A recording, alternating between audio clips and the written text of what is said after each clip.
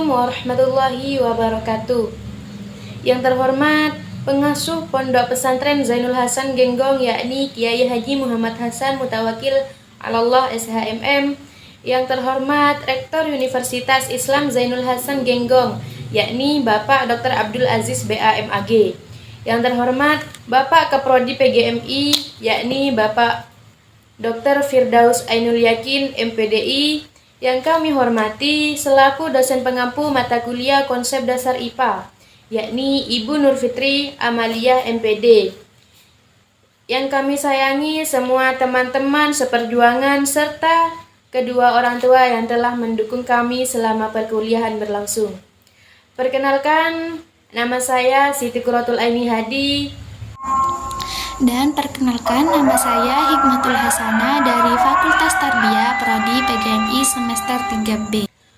Pada kesempatan kali ini, kita akan membahas tentang benda dan bunyi, di mana kita akan lebih memahami berbagai sifat benda, bahan penyusunnya, dan kegunaannya dalam kehidupan sehari-hari, serta bagaimana bunyi dapat terjadi. Ada beberapa materi yang akan kita bahas. Yang pertama itu ada benda, sifat, dan kegunaannya.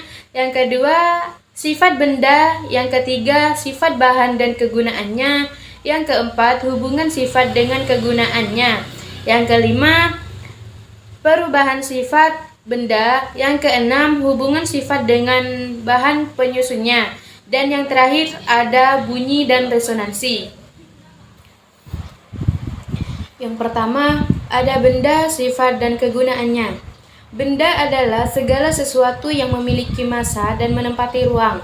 Misalnya seperti pensil, buku, pakaian, botol, kaca, ataupun kayu.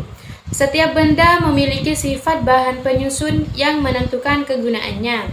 Seperti kertas untuk menulis dan membungkus, plastik untuk kemasan makanan atau minuman, logam untuk kendaraan dan alat masak, dan kayu untuk bangunan dan perabotan rumah. Namun, ada juga dampak negatif dari penggunaannya, yaitu plastik sulit terurai sehingga mencemari lingkungan, karet tidak ramah lingkungan, dan logam bisa berkarat dan mencemari air.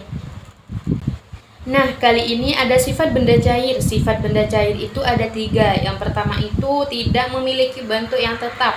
Benda cair ini tidak mempunyai bentuk sendiri, melainkan mengikuti bentuk wadah yang di tempatnya. Contohnya seperti air yang di dalam gelas berbentuk seperti gelas, tetapi jika air tersebut dipindahkan ke dalam botol, maka air akan berbentuk seperti botol. Yang kedua itu memiliki volume tetap, walaupun bentuknya berubah mengikuti wadah, volume benda cair ini akan tetap sama. Contohnya seperti air 1 liter akan tetap menjadi air 1 liter, baik di dalam ember, botol, ataupun panci. Dan yang ketiga ada air mengalir dari tempat yang tinggi ke tempat yang rendah. Benda cair ini selalu bergerak mengikuti gaya gravitasi bumi, seperti air sungai yang mengalir dari pegunungan menuju laut, atau air hujan yang turun dari atap menuju tanah. Nah, di sini juga ada contoh benda cair, yaitu benda cair itu seperti air minyak, susu. Kegunaannya air untuk diminum, memasak, mencuci, mandi, dan kebutuhan sehari-hari. Minyak goreng sebagai bahan memasak, bahan bakar, cair, bensin, atau solar digunakan sebagai sumber energi untuk kendaraan bermotor. Selanjutnya yaitu sifat benda gas. Sekarang kita akan membahas sifat benda gas. Gas itu berbeda dengan benda padat atau benda cair. Gas tidak mempunyai bentuk dan volume yang tetap, tetapi dia akan menyesuaikan dengan wadahnya. Misalnya, udara untuk mengisi seluruh ruang yang ada di kelas. Gas juga mempunyai berat. Contohnya, balon yang diisi atau helium jadi lebih berat dibanding dengan balon yang kosong. Contoh benda gas yaitu udara, asap, dan uap air. Kegunaannya juga banyak. Misalnya, udara bisa untuk membantu pernafasan, dan oksigen yang dipakai untuk alat-alat medis, serta LPG jadi bahan bakar di rumah tangga. Selanjutnya ada perubahan wujud benda. Sekarang perubahan wujud benda itu, benda bisa berubah wujud karena pengaruh suhu, atau bisa juga karena panas atau dingin. Ada perubahan yang bisa kembali seperti semula lagi. Contohnya, es yang mencair akan bisa dibekukan kembali, dan air yang mendidih yang menjadi uap-uapnya itu bisa mengembung lagi dan menjadi air seperti semula.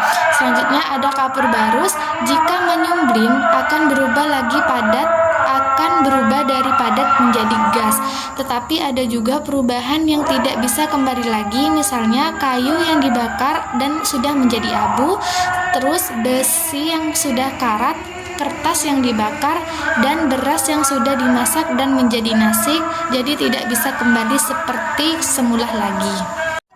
Selanjutnya ada sifat bahan dan kegunaannya. Setiap bahan mempunyai sifat berbeda, jadi kegunaannya juga berbeda-beda. Seperti kertas. Kertas itu sifatnya tipis, mudah terbakar, bisa didaur ulang menjadi buku, karton, atau tisu. Ada kaca, logam, plastik, dan karet.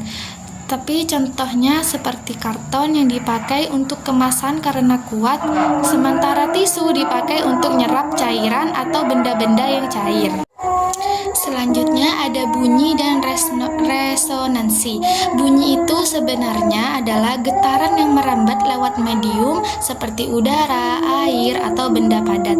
Syarat bunyi bisa terdengar ada 3. Yang pertama, ada sumber bunyi, misalnya gitar, drum, atau bel sekolah. Yang kedua, ada medium perambatan seperti udara atau air. Yang ketiga, ada pendengar, bisa manusia atau hewan.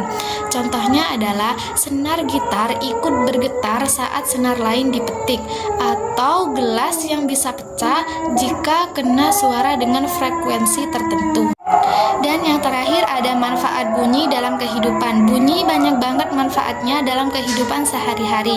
Contohnya untuk komunikasi, misalnya untuk ngobrol lewat telepon atau alarm, untuk hiburan, untuk peringatan, bahkan untuk membantu pekerjaan seperti dokter yang menggunakan stetoskop untuk dengar detak jantung, dan peringatan bahaya seperti siren atau bel sekolah. Dan untuk kesimpulan dari materi ini adalah benda mempunyai sifat dan kegunaan yang beragam. Benda bisa berubah wujud karena pengaruh suhu, dan bunyi terjadi karena getaran yang merambat lewat medium, serta resonansi menunjukkan jika getaran dari satu benda bisa mempengaruhi dari benda lain. Mungkin cukup itu presentasi dari kita. Kurang lebihnya kami mohon maaf. Wassalamualaikum warahmatullahi wabarakatuh.